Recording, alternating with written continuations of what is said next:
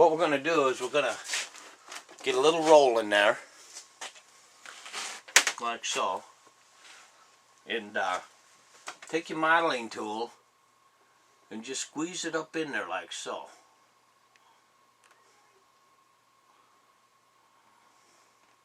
And just kind of round that corner out. And if you have any rough spots, like in the tear duct area here, you can always fill those in. Okay? It's hard not to get a gap in these bigger animals like this, because sometimes you have some shrinkage, but you get that, wet the end of your modeling tool a little bit and it'll slide on there, kind of make it easier, smooth. And just go ahead and get that right around there and press this stuff up in there. And then just go ahead and get this off of there and move that on up into here. Now, for one reason or another, an elk doesn't have nearly the eyelashes that a deer has. You'd think the bigger animal would have just as many or more, or longer. They're kind of puny, really. They got some, but they aren't what you'd call like deer. Some deer, I get some that are just beautiful eyelashes on them. Okay, now I need just a little bit more on this lower one right there. And just go ahead and get your smooth transition. Wherever there's a little gap, go ahead and fill that in.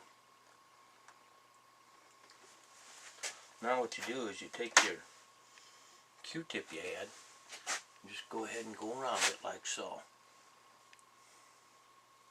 Just smooth that out. See how that's smoothing that out?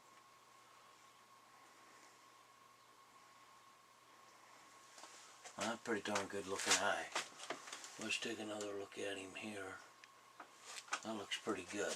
So, what we'll do is we'll go ahead and turn him around and see if we can get the other eye in. We'll see. I'll see what happens here, okay? We'll see if we can get it in here. We'll stand over here. Same thing here. We've got this eye right here. We're going to go ahead and fill that in right there. I'll tell you what I'm going to do. I'm going to go. Anyway, we've got the little roll in here. And wet your modeling tool. You can just do a little cut to cut some off. Go ahead and just make your little rolls like so. And put it up around there. Wet your tool.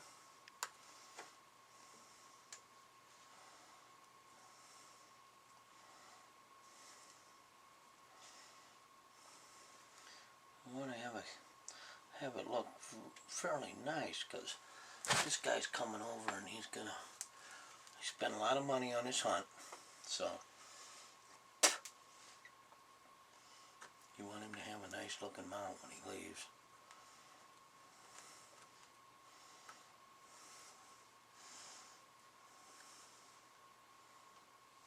There we go.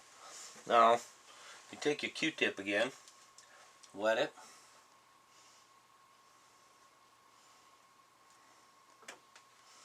Press that up in those cracks, like I showed you earlier. Okay. And now, if you have anything down below now's the time to clean that eye up. That eye looks nice and oval. I mean, you don't want round eyes, but anyway, that eye looks fairly good. Clean up around that area if you need to. And then in this area here that I did earlier with the epoxy sculpt, when I had some extra left over from other projects, I knew I was going to need some here. So I didn't do the detail work, but I did some eye work. And elk, their tear ducts aren't closed up. You can see them pretty good. Oh, guess what? The phone's ringing. Now we've got that. Check for pins and stuff like that.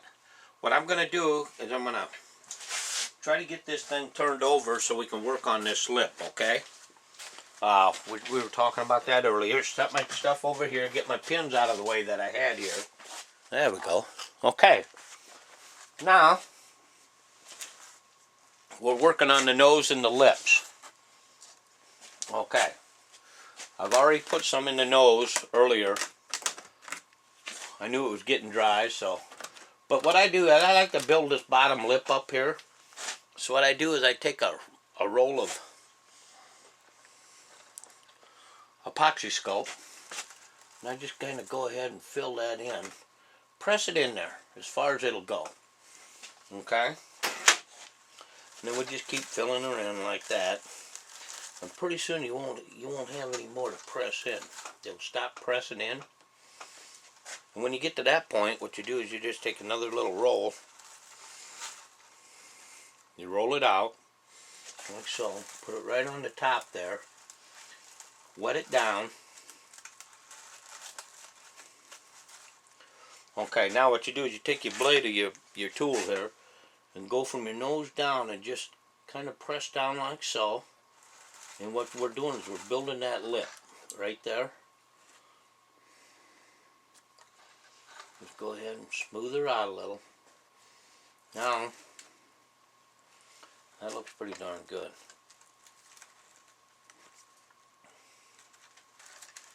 Now see what I'm right here on here, and I'm right over here on this one side, so I'm pretty close. And the lip is kind of round, looks good. We're going to put a little bit more in this nostril here to detail it out. Put that in there. And just take your modeling tool and rub it around. And that'll fill up any areas you got. I got some up in here. You can put that on your modeling tool like so, and then press it up in there.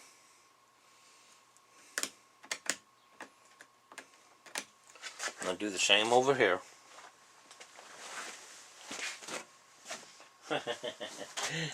After I get the rest of my tissue paper out of there. That's what I use to dry them out with. Okay. Now I'm gonna put some in there. Fill in that gap there. I know some people are gonna holler like their gut shot when they see the video because that isn't quite the way they do it, but this is more or less for beginners, or somebody that's never done elk before. This would be a good tape for them. I'm not saying these tapes that I'm making aren't going to give you a show quality mount. They're just going to give you the basics that you need to know. Well, even better than basics. Go ahead and wet your tool down there, your Q-tip. Go ahead and smooth those out in there where you've done the work, your epoxy sculpt work. What this will do is this will give you, these are commercial quality mounts is what I call them. They're the type of mounts that are that you put out to the public. You wouldn't take them to a show. I've taken my commercial quality to shows, and you can compete, but you'll be disappointed because you just don't put the hours into it that you should. I can't afford to. I got too much work to do. I cannot afford to sit there and put that kind of hours into like an elk. If you were going to take an elk to a show and you were thinking about a red or blue ribbon, you're looking at 100, 200 hours of work. You know, everything has got to be perfect. And that's just too much. I don't have that much extra time. But with these methods here that I'm teaching you, you can at least put out a commercial quality mount. Maybe not the first or second time, but if you keep doing them enough, you'll end up getting a commercial quality mount. Now what we're going to do is, and commercial quality is plenty good. You look around your nose here to make sure you didn't get any shrinkage on it. And this nose looks actually good. I mean, I don't know why it turned out so good, but it did.